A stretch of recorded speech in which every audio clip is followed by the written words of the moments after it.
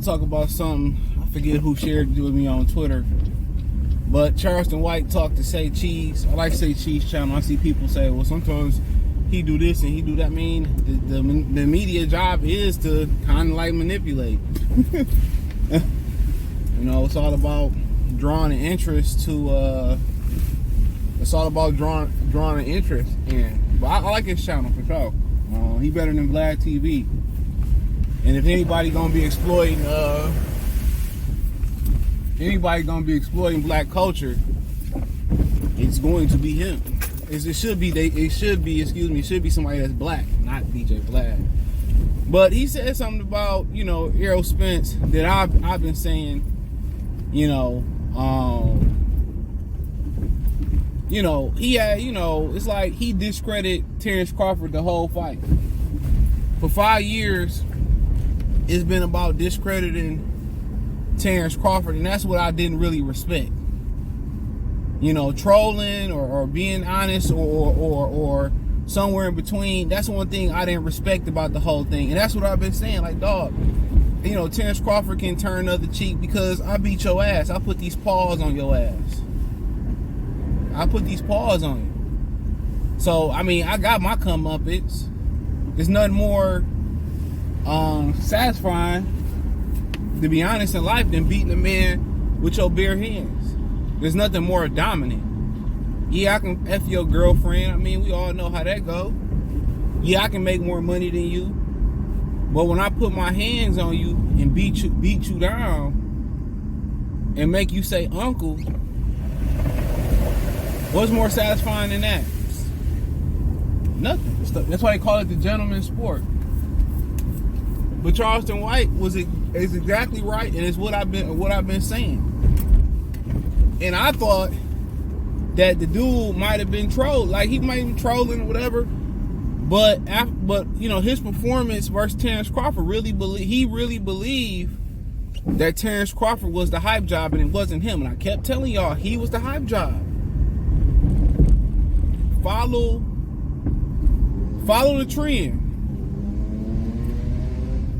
And there's some people that really believe that PBC is building thoroughbred champions. And I told y'all that wasn't the case. Every time they go into, you know, they spin or go around the corner or somebody coming over to their street, they get beat up. It's like hitting the reset button. Y'all shocked, and then next time y'all buying the hype again and again.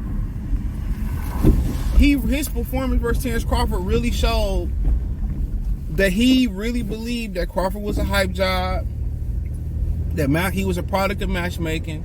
He ain't fought nobody. He ain't beat nobody. Well, Tony Harrison tell Jamel Charlo, he said, you ain't beat nobody. I beat you. And Charleston White, right, like he didn't have no respect for Terence Crawford. All they did was discredit Bo Mac, discredit Saul, discredit Red, discredit Bernie, discredit Top Rank, discredit Terence. That's all they did. And I've been telling y'all for years, the fans was just feeding off of what Errol Spence and Derrick James was saying. And Derrick James and them was just feeding off of what Errol Spence was saying. That's it. And he had no respect. And he talked about when they did the, I don't know if y'all seen it. I had it on my TikTok and PBC. I had it on their Instagram where they talked about, they start rating each other power, I think on a scale of 1 to 10, and their attributes and their conditioning. And like Errol Spence like rated, you know, his punching power like a 4. He rated his resume like a 1.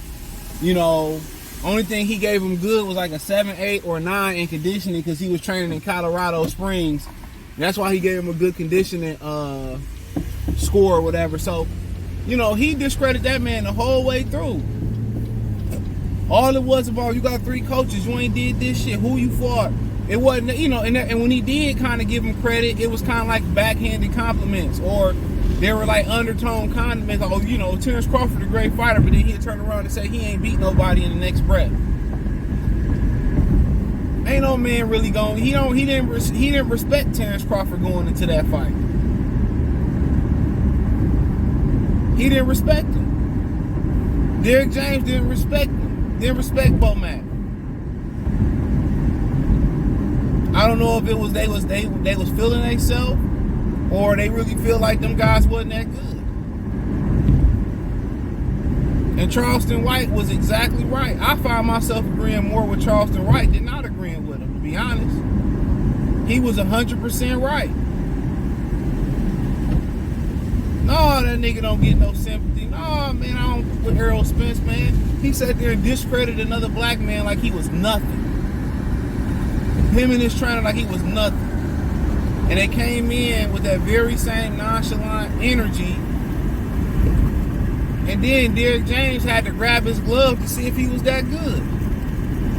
What type of grown ass man? Derrick James, what, 40-something years old? Maybe early 50s? Is going into a fight, the biggest fight of their career, and you underestimate your opponent. Not only us to underestimate, you diminishing him, you disrespecting him and his team, and you expect people to feel sorry for you. Ain't no real nigga supporting that, bro. Ain't nobody supporting that.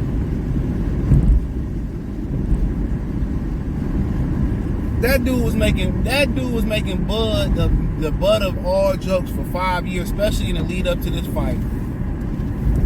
He was making Bud the butt of all jokes.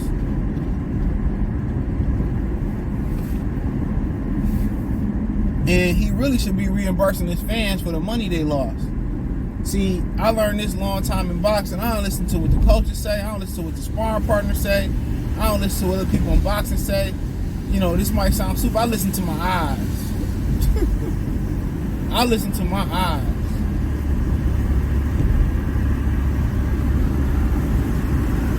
I listen to my eyes. Real talk. I listen to my eyes. And I learned that. Listen to what sparring partners say. Listening to what another coach say. You learn that boxing is a small community, it's a small fraternity. Very small. So these dudes got personal vendettas against each other and run-ins, and found out I was robbed in an amateur tournament back in 2009 and shit.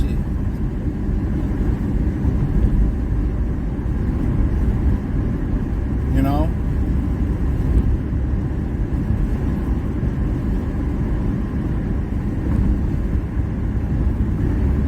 But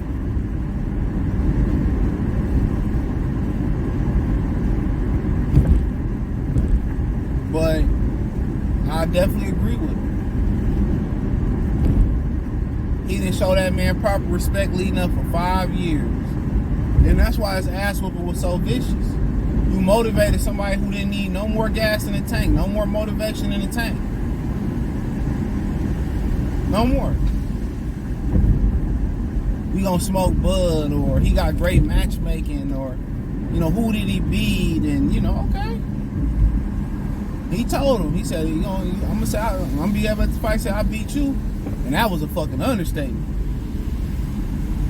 But I just didn't respect how he was moving as a man, bro. Ain't no real person, real man, or another solid person, because ain't it's nothing you could be better in this world than a nigga say you solid. Then another man say you solid. It's nothing better. Ain't no foul play, ain't no wiggle, ain't no bullshit. You real steak and potatoes. Real solid people don't got a bunch of friends. Real solid people ain't the most popular people in the world. To have a bunch of friends and be popular, you gotta be fake. You know what I'm saying?